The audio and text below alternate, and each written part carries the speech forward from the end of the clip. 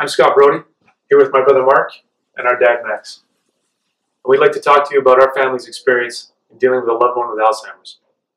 Dad had only been retired for a couple of years when we first started to notice the early warning signs of Alzheimer's disease. He was just 58 years old, and I remember it was a time in my life when I was looking forward to being independent for the first time. But ironically for Dad, it was a time when he would begin to lose his independence, and that was a reality that would soon set in for all of us.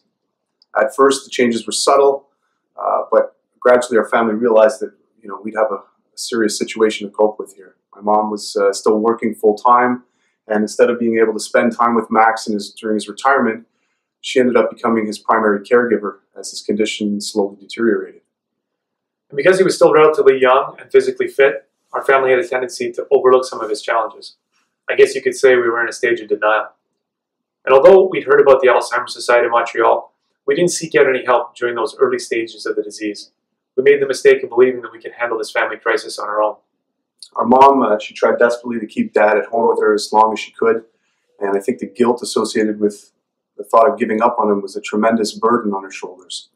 And it took us as a family almost 12 years before we finally realized that we had to seek help. Dad now lives here at the Sunrise. It's a seniors residence, and they have a specialized wing dedicated to caring for people suffering from Alzheimer's and related dementia. Looking back now, we saw the mistakes that we made in not seeking out the help that was available to us early on through organizations like the Alzheimer Society. It's the reason why we started A Night to Remember, to reach out to families who may be going through what we went through, and to let them know that they're not alone.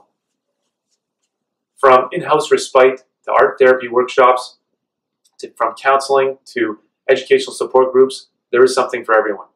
Yeah. So the help you need, even though you may not think you need it, it's available, it's out there. And through our fundraising efforts over the last 4 years with our event, A Night to Remember, we are actually seeing tangible results, and we know that the help is getting out there to families across the city. A portion of the money we raise also goes towards research to help find a cure for this disease.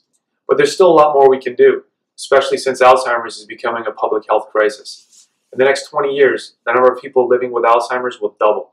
That means the impact on individuals and their families will be enormous. So, if you can't join us on November 7th for the 4th annual Night to Remember, please consider making a donation of any amount right here. With your support, we can help those in need today and achieve the breakthroughs we need for the future. Together, we can make a real and lasting difference in the lives of someone you know and care about. And who knows, it may even be you one day. So if you do make a donation, we want to thank you for your generosity, and we encourage you to please share this with your family and friends. And on behalf of our dad, we want to thank you very much. Thank you.